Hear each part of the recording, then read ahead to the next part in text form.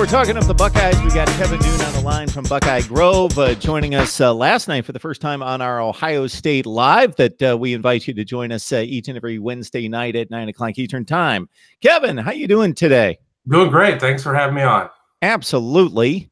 Recruiting the lifeblood of any program, and certainly a portion of which Urban Meyer's program you could find a little fault in during his 7 cycles of recruiting. Ryan Day taking over, doing a fine job as well.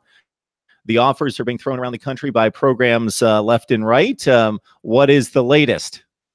Well, you know, Ohio State, they were out of the evaluation period at this point, but kids are coming on campus for camp. So with a couple camps going on, they've been looking at some players there, and some players have been leaving Columbus with an offer in hand. I mean, generally at this point, it's going to be 2021s, 2022s. They kind of know what their 2020 board is going to look like. That doesn't mean that a 2020 offer couldn't go out. We go back a couple weeks ago to an Ohio State camp. Joe Royer, a talented tight end out of Cincinnati, he picked up his offer. It was really kind of a, you know, A or B type of situation with him and Luke Lachey, the son of all-time great Jim Lachey, both competing kind of for that same offer. Joe Royer ends up getting the offer. He will be visiting Ohio State soon here on an official visit. But that's where we're really moving to now, is the official visit weekends. They've already had a couple in May, but here in June, this is really where it's going to be. And this weekend is, you know, by all accounts, is a big weekend. The following weekend will be even larger just because of the number of kids that they'll have in, a lot of huge targets. But that doesn't mean there won't be big guys this week, including defensive end Vernon Broughton out of the greater Houston area. He might be the toughest reach out of all of the group because a lot of people think he'll end up either at Texas or at A&M, but you have to take a shot. If he comes on campus, you have a shot. You know, Luke Whittler, who's a commitment already, he an offensive lineman out of New Jersey, he'll be here on his official visit. Ty Hamilton, who's the younger brother of Devon Hamilton out of Pickerington North, he will be on campus as well. I'm sorry, out of Central. You know, I don't want to get in trouble with my neighbors for getting that one wrong. He will be here for a big visit. He's taken a couple looks at Penn State. I mean, it looks like it's going to be a Big Ten battle for him. Jacoby Cowan out of the greater Charlotte area. He's a defensive lineman. He doesn't really talk to the media a lot. A lot of people don't know what he's thinking, and I don't think he really talks to his coaches either in terms of where his recruitment is. I think Ohio State's got a shot to pull him, and the following week, his teammate Kedrick Bingley-Jones, who's also another defensive lineman, will be visiting. I think Ohio State could go 2 for 2 if they want to take both of these guys, and they're both really talented. So, I mean, it's shaping up, and there's some other names too that we could get into. It's going to be a big weekend. So if we take a step back, Kevin, and look at the 2020 class and how it shapes up, and of course won't be finalized until the first week of February, and about 75 to 85% of it known in mid-December with that early signing period. Obviously, it's going to be highly ranked. It's going to be a top 5 class. But your thoughts in regards to, is there anything in regards to a position target or a geographical get that stands out to you? Well, I think the biggest name right now in the class that everybody's focused on is the on-again, off-again, where does he stand situation with Parris Johnson, the offensive lineman out of Cincinnati. It looks like he is going to be shutting things down here after he takes his Ohio State visit. I tend to think that he will stick with his Ohio State commitment.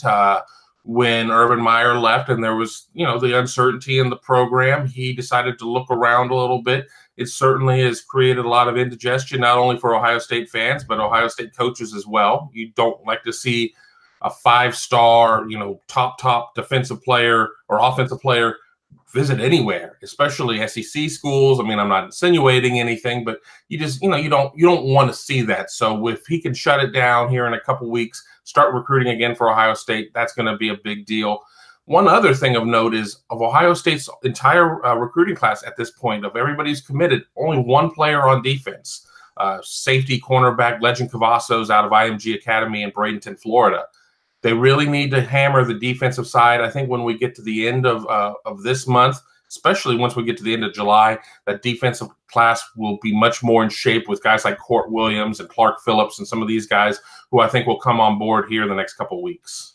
And in the case of Parris Johnson, him being the #1 offensive tackle in the country and starting to look around and shut down that side of it, it brings to mind, obviously, what happened not too long ago with Jackson Carmen. Same position, same highly ranked player at number one at the tackle position, who was leaning heavily. Ohio State had committed and have obviously landed at Clemson.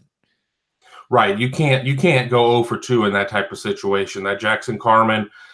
No, Jackson was his own kid. He definitely was feeling Ohio State for a long time, but he wasn't going to go somewhere just based on where it was on a map and where he was from. And, credit goes to Clemson for going in and doing a lot of work and outworking Ohio State on that one. And, they learned their lesson. And, the flirtations with Parris and other schools has nothing to do with Ohio State making missteps. It's just a matter of, happenstance with, Urban Meyer stepping away from coaching and just that door opening there. But Ohio State has stayed on top of them the entire time. And because of that, I think that everything's going to turn out just fine.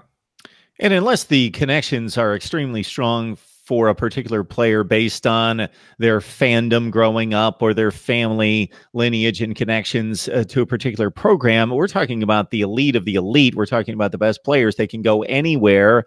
Why not look around? Why not gain the experience and leave the options wide open until there has to be a decision made? So it again, as you mentioned, it's not necessarily a knock on any particular program that loses a commitment. It's more so the options are plentiful and they are very enticing. So I can't blame anybody for going out there and continuing to search and keep the decision open.